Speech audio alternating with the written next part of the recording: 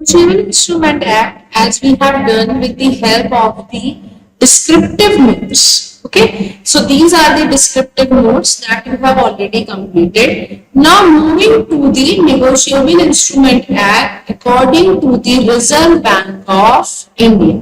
So this is a picture of Negotiable Instrument Act according to the Reserve Bank of India.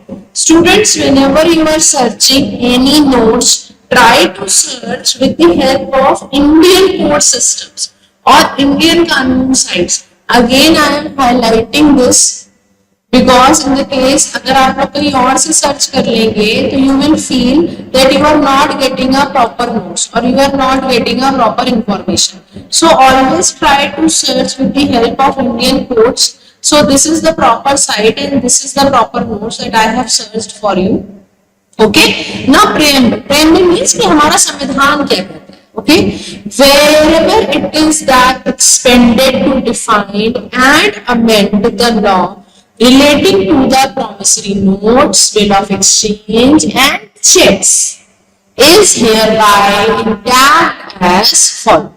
Okay, तो follow में सबसे important point क्या है, title क्या कहलाएगा. अगर हम तीनों चीजों के बारे में पढ़ते हैं, इफ वी आर स्टडिंग, अगर हम उन तीनों चीजों की स्टडी करते हैं तो एक उसको टाइटल हम क्या दे सकते हैं, we can title it as negotiable instrument act 1981. Okay, तो इसीलिए इन्होंने यहाँ पे इसको रखा है. Now local extents and saving of the uses relating to the Hundays. Okay, Hundays ये आप लोग को अलग से मुझे समझाना पड़ेगा. ये बहुत ही पुराना वर्ड्स है और अभी ज्यादा यूज नहीं होता है.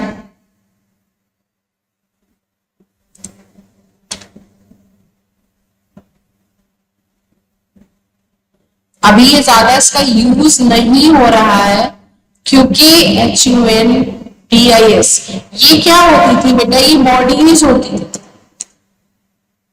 ये बॉडीज होती थी और ये काम करती थी मिलके.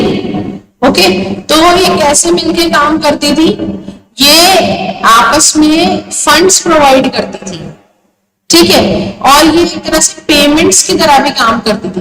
तो जहां पे हम लोग एक इंसान को कुछ पैसे दे देते थे, we are giving a sum amount to that particular person के, और उसको बता देते थे that you have to use this payment for this particular order और for this particular person.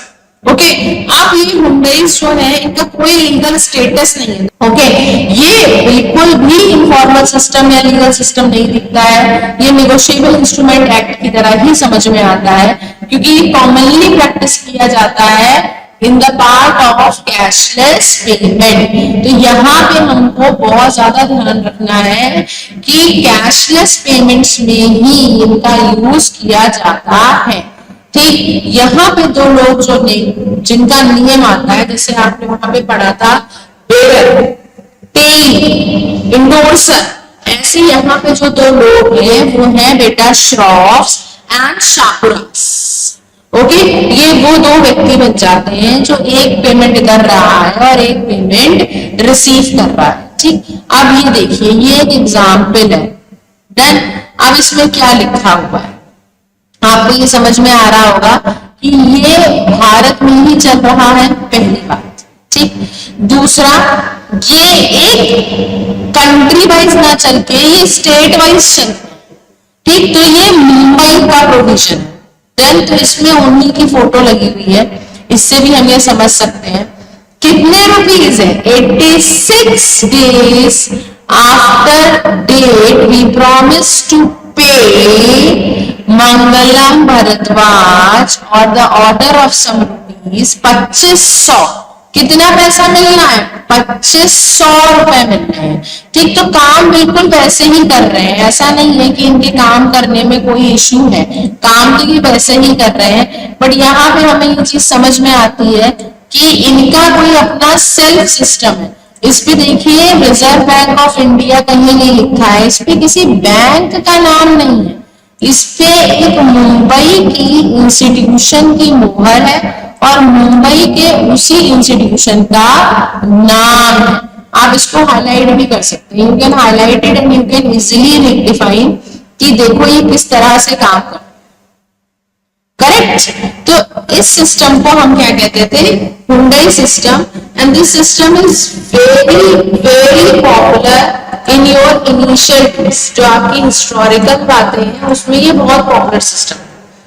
But nothing here contained affected the Indian paper currency system 1981। अब हम इस लाइन को बेटा बहुत अच्छे से ध्यान से देखते हैं। इंडियन पेपर करेंसी सिस्टम हम किसे कहते हैं, ओके। देखिए पेपर करेंसी सिस्टम जो होता है आपका, वो हम कैसे उसका प्रोविजन गार्ड कर सकते हैं। पेपर करेंसी सिस्टम सबसे इंपॉर्टेंट सिस्टम है। फॉर एन एग्जाम्पल कि हमने इस चीज को हाईलाइट करा कि पेपर करेंसी में बहुत नंबर ऑफ थिंग्स है। फॉर एन एग्जाम्पल जैसे आपके नोट्स हैं और आपके कॉइन्स आ जाते हैं। आप भी बिल्कुल मत सोचिए कि इंडिया की करेंसी अभी ही आई है ना, तो पेपर करेंसी इन इंडिया अगर आप देखेंगे तो you will able to know कि हमारे पास ना बहुत ही सारे पेपर्स थे पहले। ऐसा नहीं है कि this are the only currencies available here. आप में से बहुत सारे लोग तो अपने घर में भी पुराने नोट्स को ढूंढ सकते हैं ना, कि आप लोग को पता होगा कि 100 रुपए का नोट पहले कैसा दिखता था और 200 रुपए का नोट कैसा चला, 2000 का कैसा है, 500 का नोट कैसा था, ठीक है। तो इस तरह से आप देख सकते हैं 1000 रुपए का नोट अब बंद हो गया है, तो 1000 रुपए का नोट कैसा दिखता था, ठीक। तो 5 रुपए का बेटा नोट बहुत बार बदला है। It has been changed several times. Several means several times. ये जो देखिए ये जो पिक्चर है ना, ये इनिशियल पिक्चर जो अभी चल रहा है 50, 200, 500, 2000, ये तो बहुत इनिशियल पिक्चर है। मैं आपको ओल्ड वाली भी दिखाना चाहती हूँ। जैसे ये देखिए बेटा, ये 10 रुपीज का ओल्ड नोट है ना, और ये बहुतों के घरों में होगा। ये थोड़ा बिगर होता था कि जितनी भी चीजें हैं, देखिए ये डिफरेंट लैंग्वेजेस हैं इंडिया की। अगर आज आप इस चीज को देख रहे हैं तो ध्यान से समझिए, ये इंडिया की बहुत सारी लैंग्वेजेस हैं और ये लैंग्वेज हर एक नोट्स पे आइडेंटिफाइड होती है। अब ये बहुत पुराने नोट्स हैं, हम लोगों के टाइम पे थे। These are the specimen copies, okay. तो इस तरह से ये तो बहुत ही पुराने हो गए बेटा। अगर आप देखोगे तो इसमें गवर्नमेंट ऑफ इंडिया में किंग की फोटो बनी है ना, तो ये उस टाइम के हो गए। मैंने आपको 5 रुपीज का बताया, ये तब का है जब इंडिया में ब्रिटेन लोग राज्य करते थे। तो इस तरह से इंडिया की करेंसी इनिशियल करेंसी नहीं है, इंडिया की पेपर करेंसी की तो बहुत पुरानी चीज है। अभी 1 रुपए का नोट देखने को ही नहीं मिलता है, ओके। लेकिन 1 रुपए का नोट ही एक ऐसा नोट है जिसपे सिर्फ ये लिखा होता है कि बेरर इज पेइंग ₹1, ओके। देखिए 1 रुपीज नोट।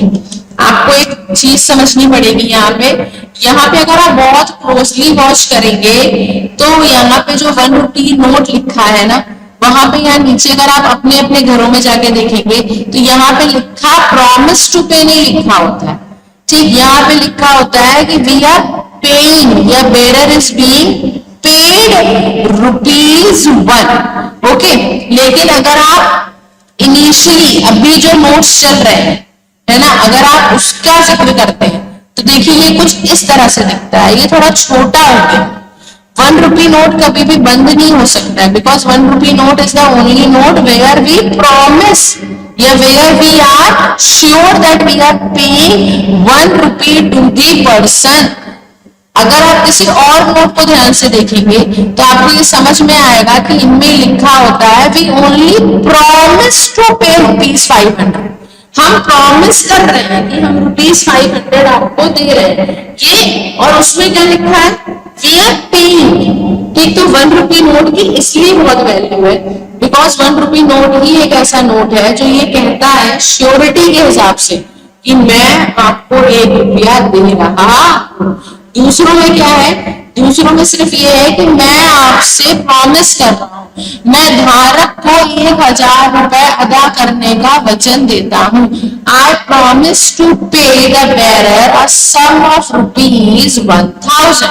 और इस केस में क्या है, इस केस में ये है कि मैं ऑलरेडी उसे ₹1 दे रहा हूं।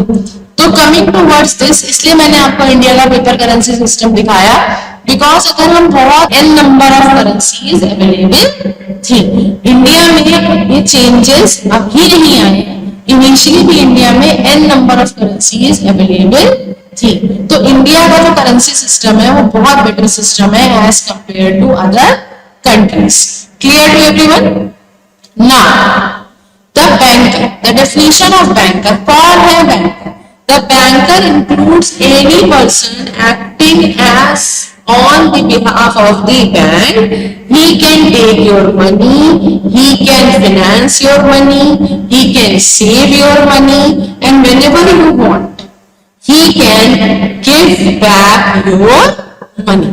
तो bearer कोई भी व्यक्ति हो सकता है। Clear? Promissory note, promissory note एक इंस्ट्रूमेंट है writing, okay, not being a bank note. Bank note या करेंसी की तरह नोट नहीं है, ये क्या है, ये एक तरह का नोट है that is being officially issued by a bank, containing an unconditional undertaking signed by the maker। इसमें unconditional undertaking है signed by the maker कि we have to pay a certain number of money to किसे देना है, या हम order भी कर सकते हैं। इस लाइन को बहुत ज्यादा एम्फसाइज करने की रिक्वायरमेंट नहीं है, either we are paying or we have order to pay. किसको पे कर रहे हैं? To certain money to certain person. दो लोग मेंशन है, मनी एंड पर्सन। ये मनी है और ये पर्सन है, ओके। तो हमने इनको बता दिया है कि इस तरह से इंडियन डेफिनेशन एक्ट हमारी कहती है।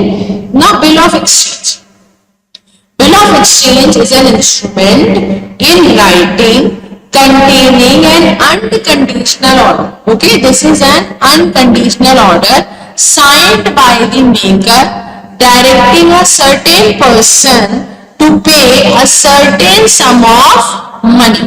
ये certain person को certain sum of money देने के लिए कहता है। next, directing or to order, या तो वो दे रहा है या फिर वो किसी को ऑर्डर कर रहा है कि तुम ये काम मेरे लिए कर दो, ओके। तो इनमें से कोई भी एक पर्टिकुलर चीज हो सकती है, ये अभी इन्होंने मेंशन नहीं करा है, इसका कोई इन्होंने अभी अप्रोप्रिएट एग्जांपल भी यहाँ नहीं लिया है, लेकिन हमने इसको बुक्स में या वैसे देखा हुआ है ऑलरेडी कि we are having a certain sum of money in order the certain person or the bearer of the instrument, okay. A promise or order the unconditional section, ये इन्होंने सेक्शन लिखा है दैट इज सेक्शन 4। किसका section 4 है? Negotiable instrument act का section 4 है, okay. अब आ जाते हैं ये लोग cheques. A cheque is a bill of exchange drawn on a specified banker and not expressed to be payable otherwise than on the demand, and it includes the electronic image of undrafted checks and checks in the electronic form। Okay, यहाँ पे इन्होंने check के बारे में भी हमें बताया है और चेक का जो इलेक्ट्रॉनिक सिस्टम है उसका भी बारे में हमको बताना चाह रहे हैं। अब now what do you mean by check in electronic form? That means that check is properly digitally signature, okay? देखिए ध्यान रखिएगा, ये नॉर्मल चेक की बात नहीं कर रहे हैं, ये डिजिटली सिग्नेचर्ड चेक की बात कर रहे हैं। अगर हम नॉर्मल चेक की फोटोज देखते हैं तो हमको कुछ इस तरह से दिखाई देती है।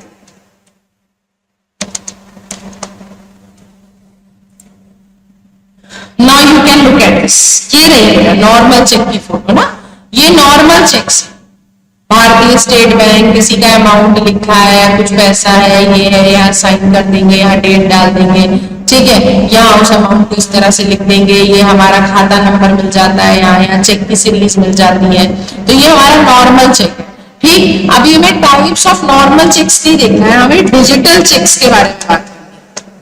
Digital checks in India. ठीक, अब आप देखिए ये रहेगा डिजिटल चेक्स।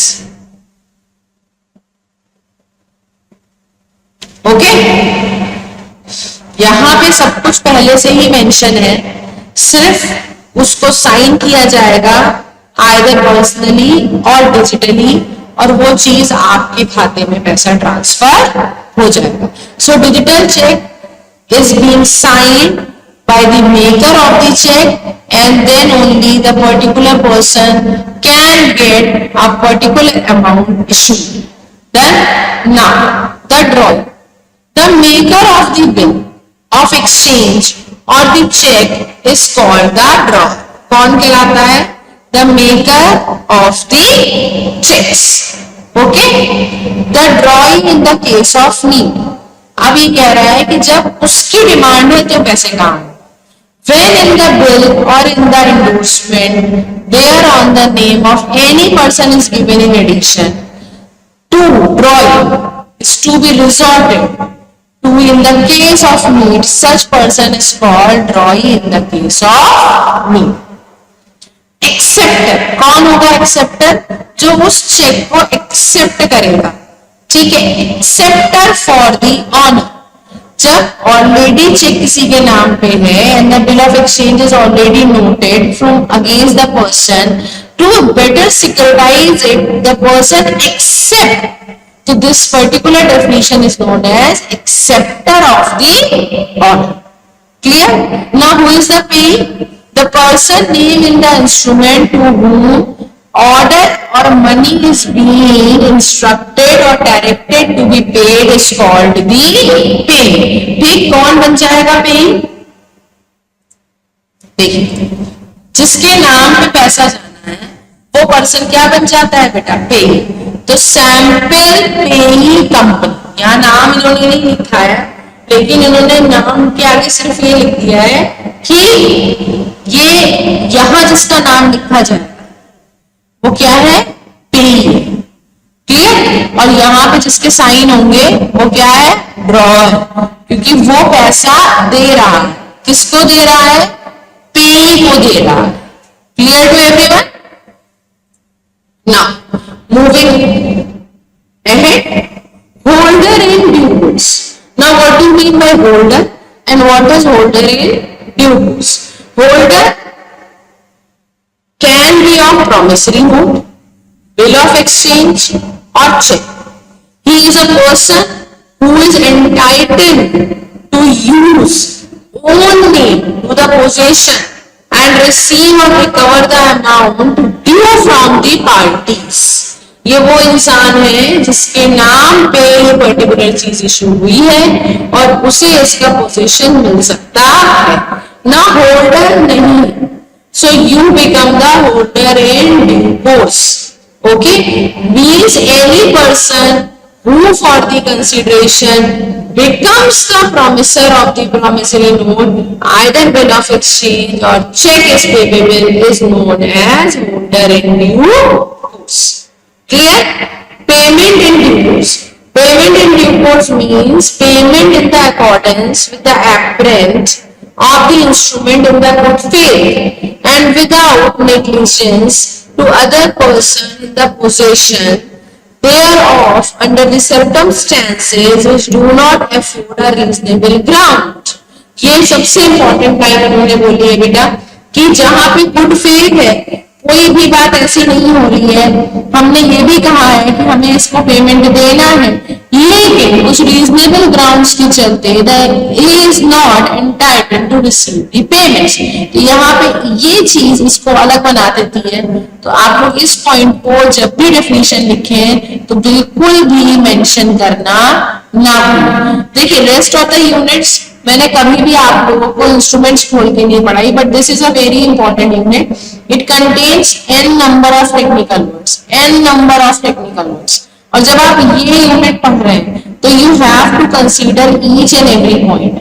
इन केस आपको कभी भी लगता है कि this particular point is not being clear, मैं आपको हर वे दिखा रही हूँ कि आप इसको इस तरह से भी सर्च कर सकते हैं, आप इसको यहाँ से भी सर्च कर सकते हैं, है ना। still you feel, so you can please call me on my number 9720083334. In instruments ये अभी हमारे कोर्स का डायरेक्ट पार्ट नहीं है, पर क्योंकि ये निगोशिएबल इंस्ट्रूमेंट का पार्ट है इसीलिए हमें इसे समझना जरूरी है. Promissory note, bill of exchange or the cheques made in India or payable or drawn by the resident of the India or the person living in India is called an instrument. Negotiable instruments. So we have covered this topic कि negotiable instruments क्या होते हैं. अब this is the proper definition of the negotiable instruments and these are the explanation given by Reserve Bank of India that why this definition is considered the best definition of negotiable instrument. So the definition is negotiable instrument means a promissory note, bill of exchange or the checks. So these are the three important things. Payable either means आपने दे दिया या फिर order कराया है कि किसको दे देना है to the bearer. तो या तो आपने इसे पेबल कर दिया है या आपने ऑर्डर दे दिया है कि आप इसे बेरर को आगे फॉरवर्ड कर दीजिए. And this is explanation number 1, explanation number 2 and explanation number 3. ये क्या कह रहा है? क्योंकि वो एक्सप्रेस्ड होते हैं, these are expressed that this particular check or this particular thing has to be initiated, has to be given, has to be transferred to the particular person. इसीलिए हम उनको क्या कहते हैं? नेगोशिएबल इंस्ट्रूमेंट कहते हैं. पॉइंट नंबर 2, इनमें ये मेंशन है कि ये कब ट्रांसफर किए जाएंगे और किस अमाउंट पे ट्रांसफर किए जाएंगे. Hence they can not be blank.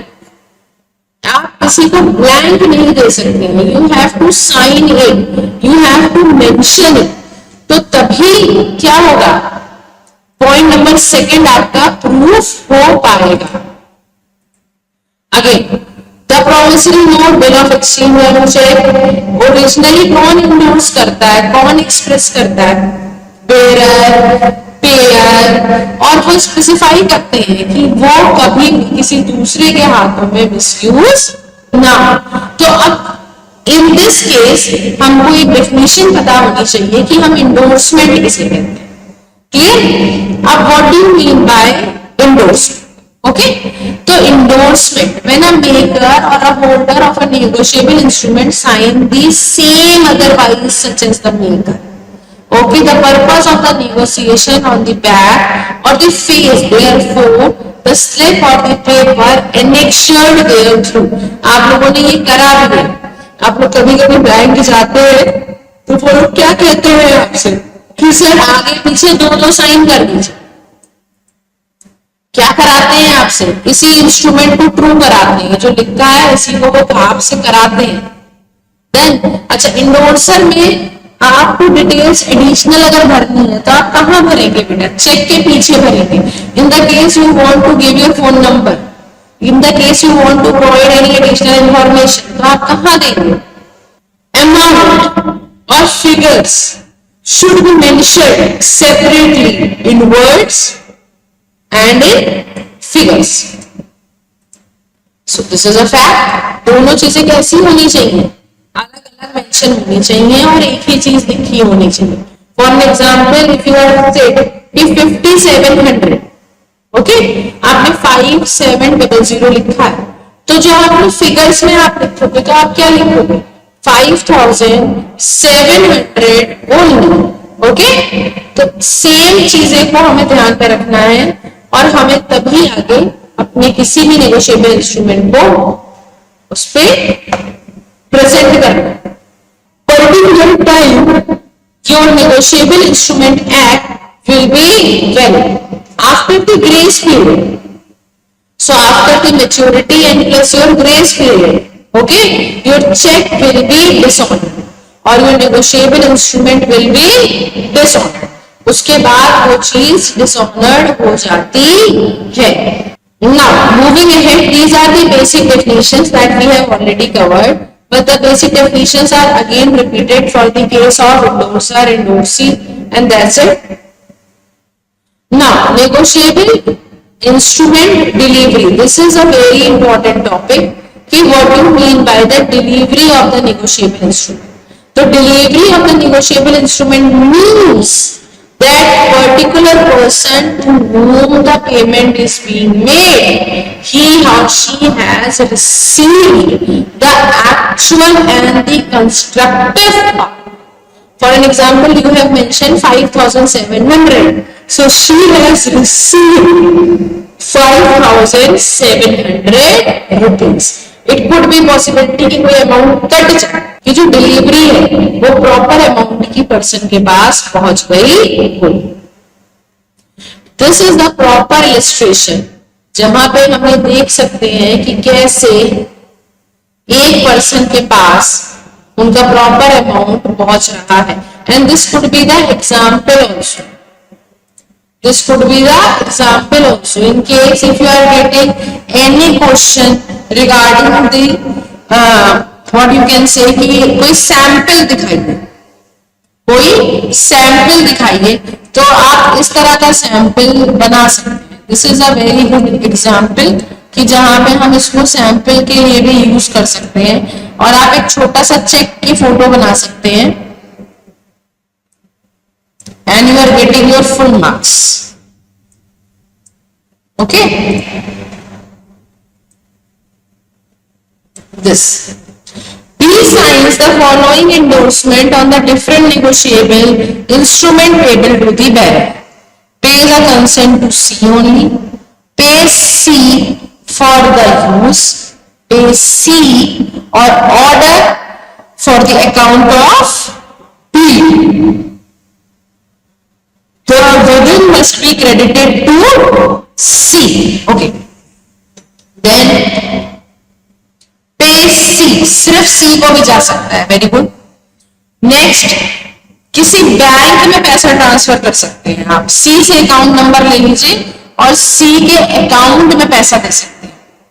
C की कंसेंट ले लीजिए और अगर C किसी और को इंडोर्सर बनाना चाह रहा है तो आप उसको भी वो अमाउंट ट्रांसफर कर सकते हैं.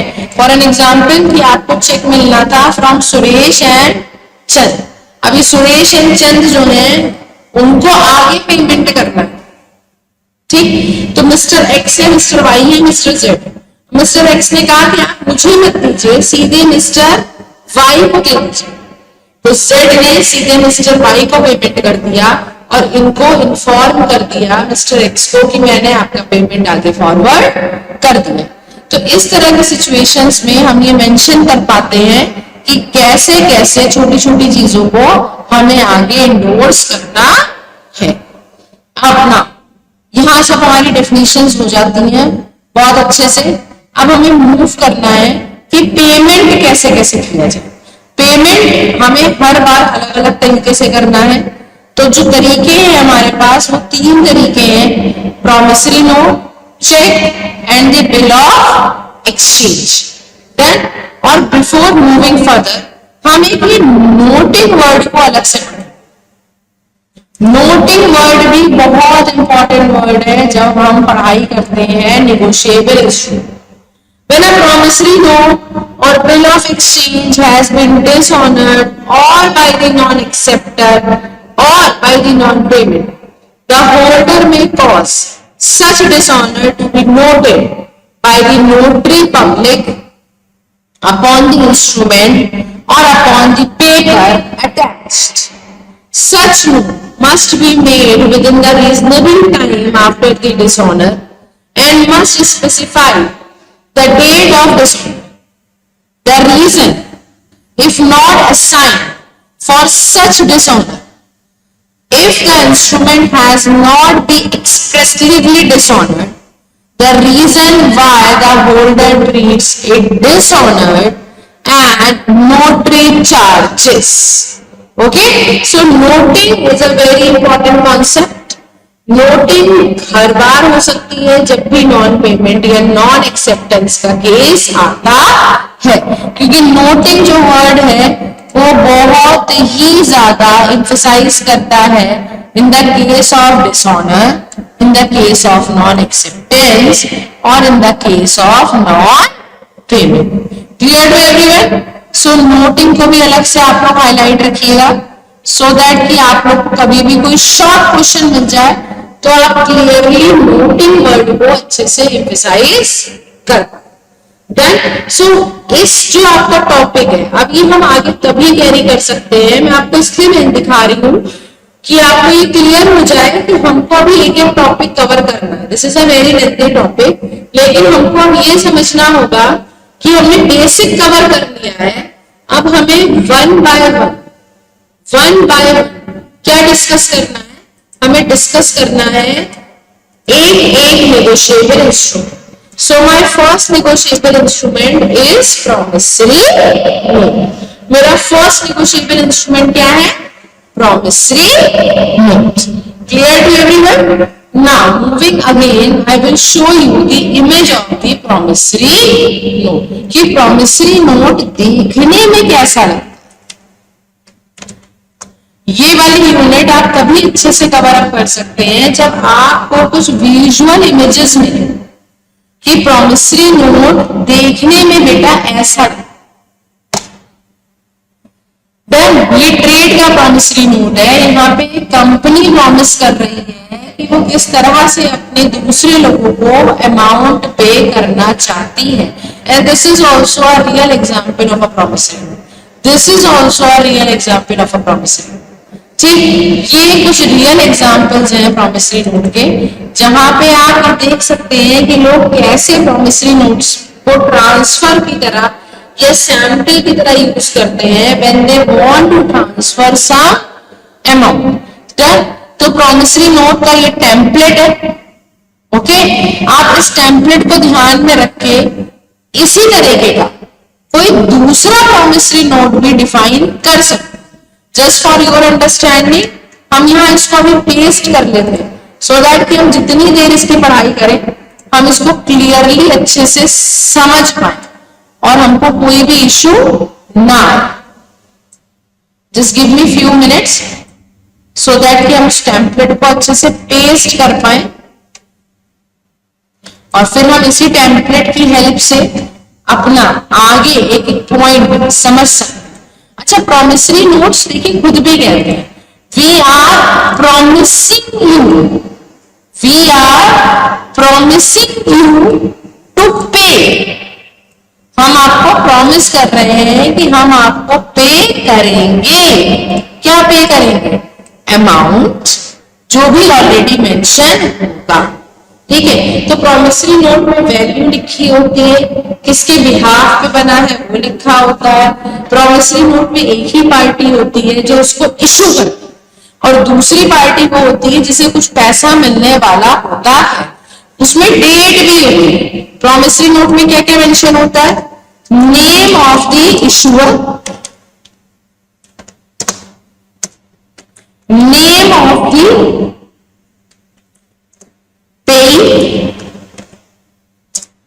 अमाउंट, डेट, सो दैट आपको ये क्लियर हो जाए कि what would be the reasonable time और what would be the maturity time of the promissory note. Now moving towards the definition of the promissory note.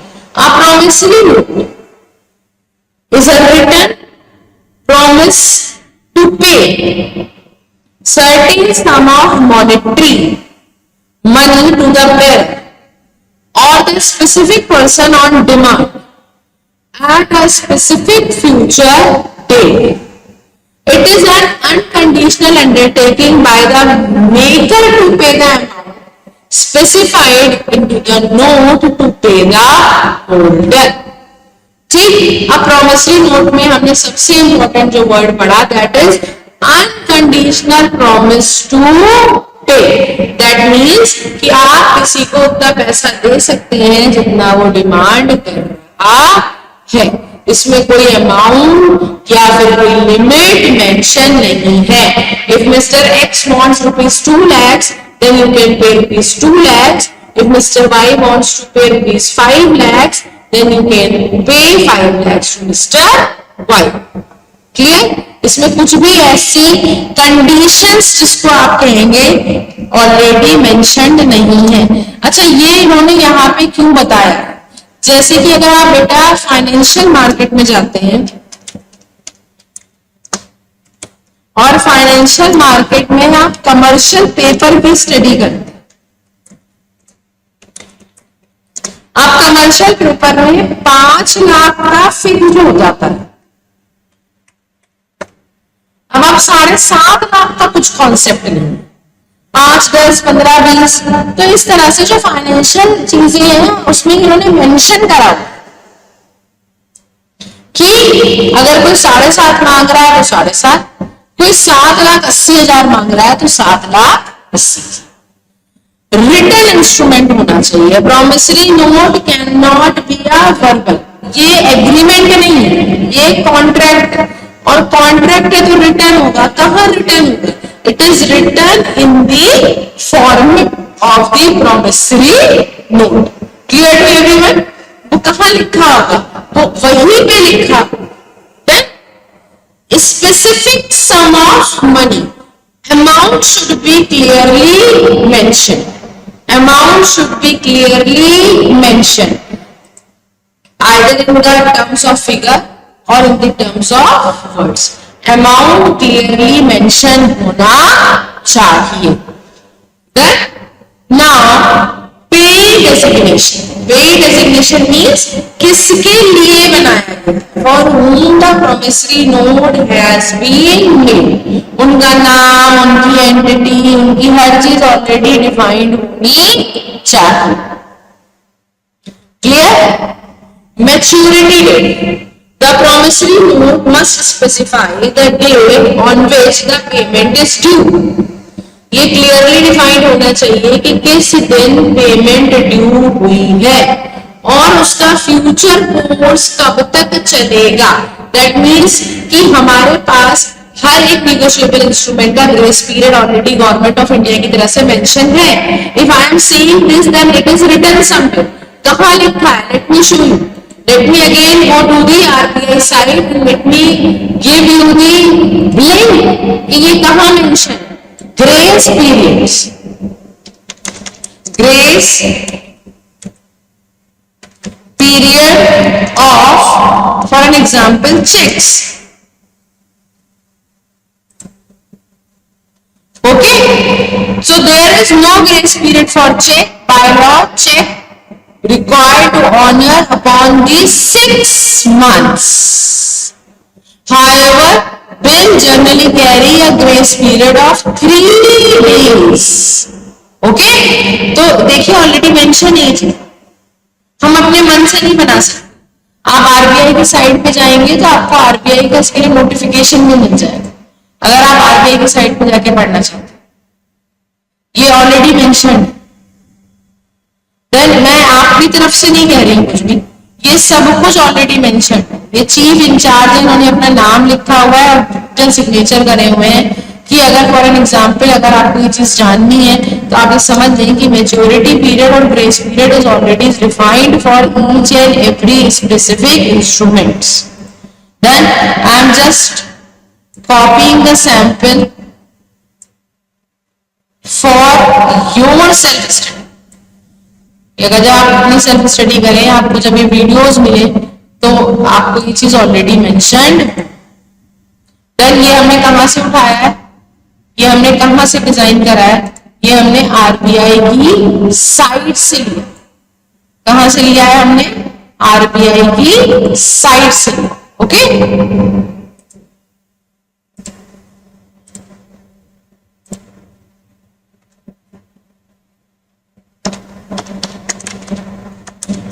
इसकी साइट क्या है? RBI.org, RBI.org इसकी अपनी specific site.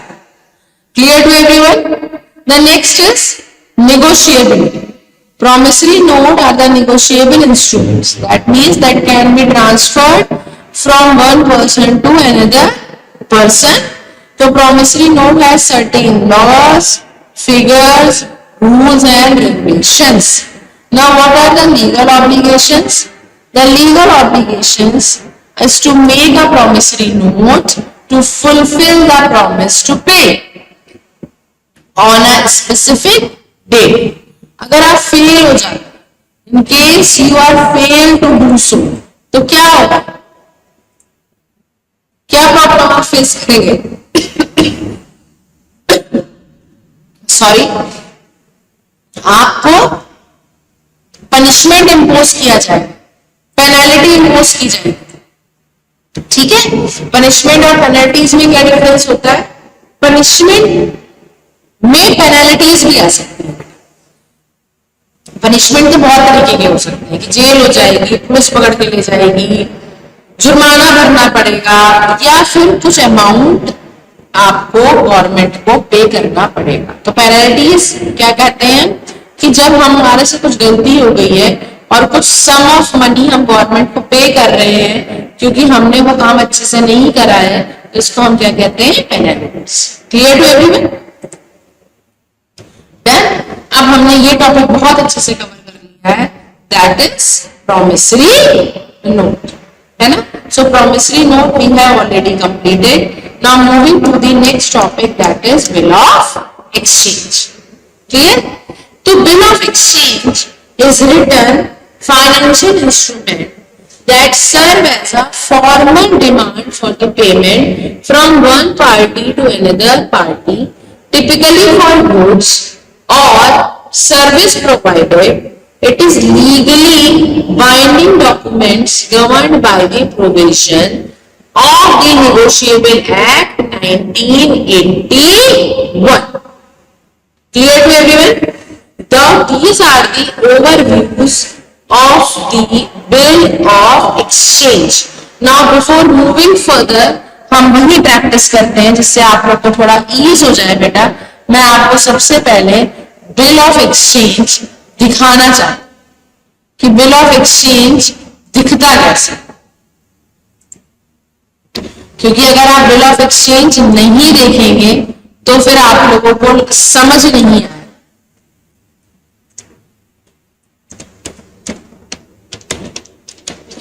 Bill of exchange in India जरूर mention करें, because bill of exchange के format change होते रहते हैं from country to country and from industry to industry.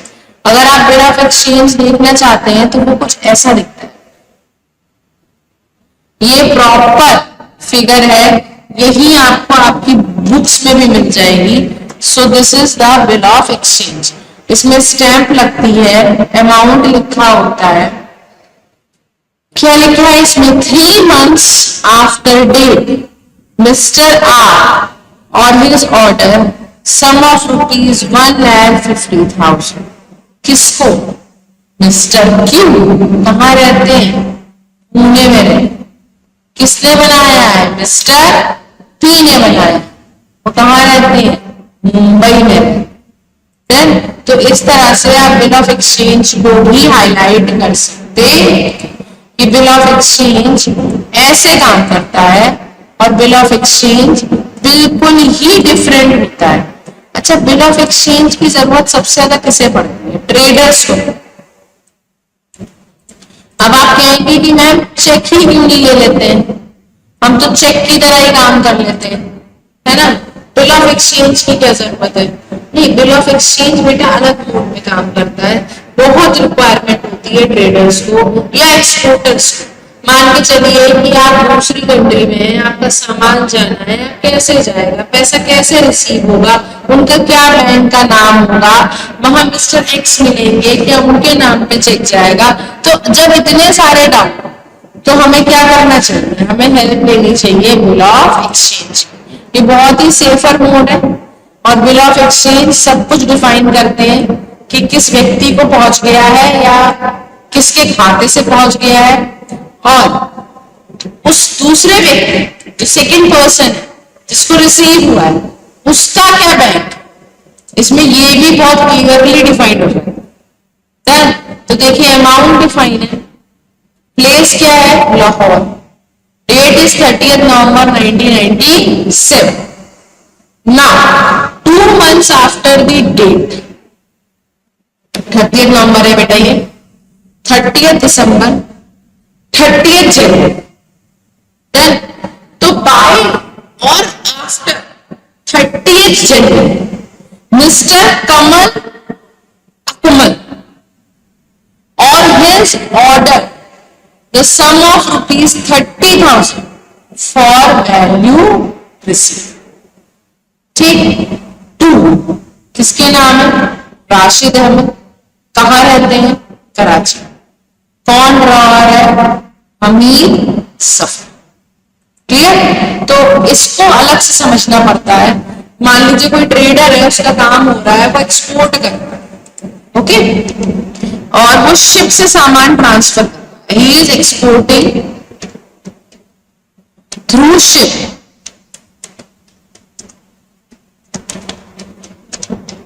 अब आपकी शिप में इंस्पेक्शन हो जाता है with the help of bill of exchange.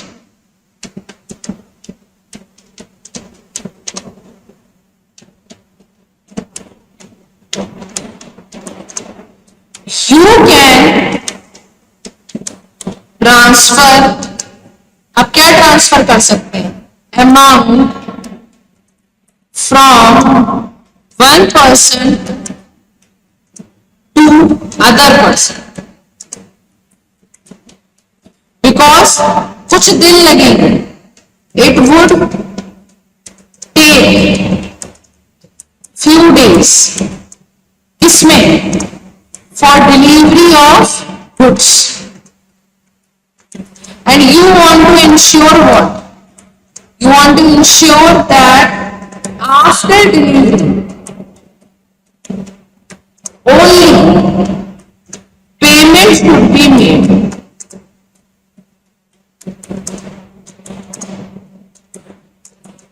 Okay, तो ऐसे केसेस में bill of exchange is a better option as compared to checks. Clear to everyone? Now moving ahead, characteristics of bill of exchange. So हमें सबसे पहले ये समझना पड़ेगा कि कितने लोग इन्वॉल्व हैं जब बिल ऑफ एक्सचेंज बनाया जाता है। तो drawer, payee, so these are the basic persons who are involved in bill of exchange. Okay? To draw a party that creates and issues the bill of exchange, directing the drawee to make the payment or to the payee. Clear? Party है जो create कर रही है, issue कर रही है, direct कर रही है कि किसके नाम पे पेमेंट होना चाहिए। ठीक?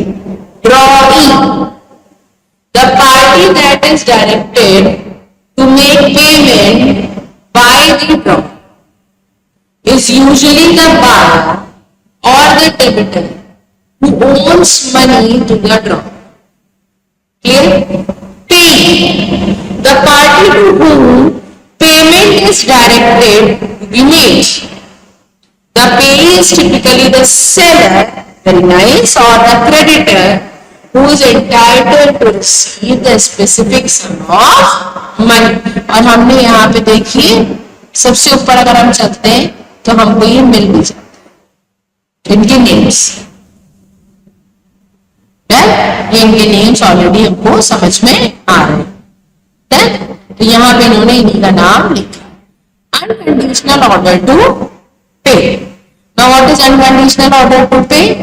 The bill of exchange contains unconditional order from the drawer to the drawee, from the drawer to the drawee to pay the specific sum of money to the payee.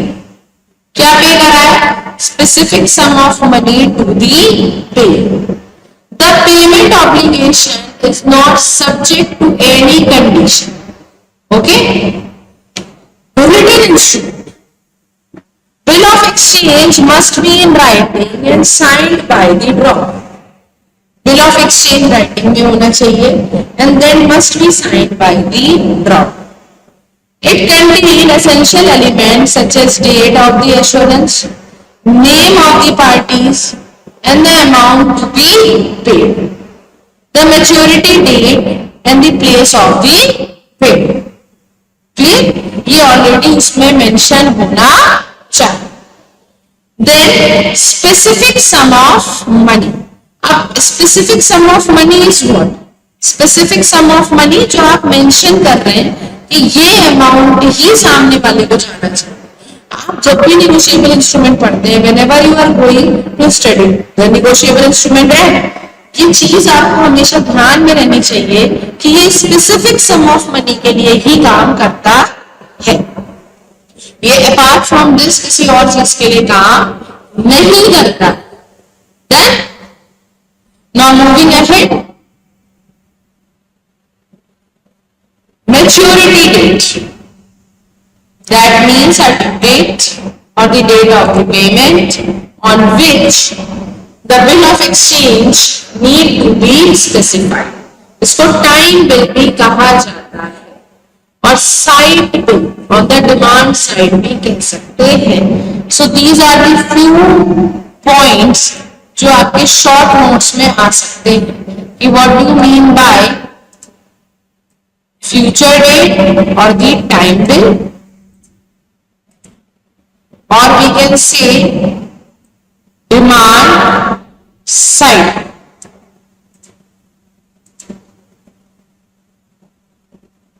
Negotiable, the bill of exchange or the negotiable instruments, meaning they can be transferred from one party to another by the endorsement and the bill. The holder of bill of exchange has certain rights under the law, including the rights to enforce payment against the drawer. Okay? Acceptance and the endorsement. The drawer may accept the bill of exchange. कैसे accept करेगा? Sign कर, signature कर, indicating their agreement to make payment as directed. Signature ये एक चीज identify करते हैं कि पेमेंट हो चुका है। The acceptance converts the bill into the legally binding obligations. Additionally, the bill may be endorsed by the payer, allowing for future negotiation or transfer to other parties. In a summary, a bill of exchange is a written order for the payment. अब हम सारी चीजें specific कर लें कि क्या क्या हमारे बेसिक पॉइंट्स बने। क्या होना चाहिए? रिटर्न ऑर्डर होना चाहिए। किसके लिए होना चाहिए? फॉर द पेमेंट होना चाहिए।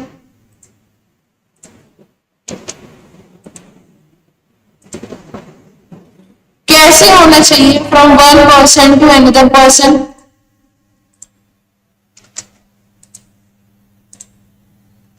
नेक्स्ट, अनकंडीशनल प्रॉमिस टू पे।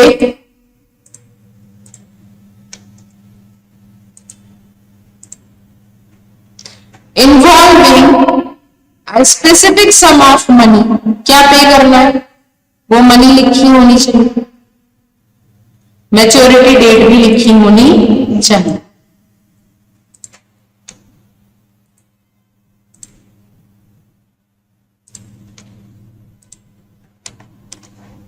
अगर ये सारी चीजें उसमें ऑलरेडी मेंशन है तो हम लोग ये समझ सकते हैं कि बिल ऑफ एक्सचेंज बिल्कुल सही तरीके से बनाया गया है। हमने दो चीजें इसमें और पढ़ी। कौन सी? ये इनलैंड भी हो सकता है और आउटरीच भी हो सकता है। आउटरीच मीन्स कि वो आउटसाइड द कंट्री या फॉरेन लोगों के लिए भी बनाया जा सकता है। अगर आप इसको इंग्लैंड या ऐसे ना लिखना चाहें तो आप इसको डोमेस्टिक भी लिख सकते हैं। क्लियर? डोमेस्टिक मीन कि जो लोग इसको यूज कर रहे हैं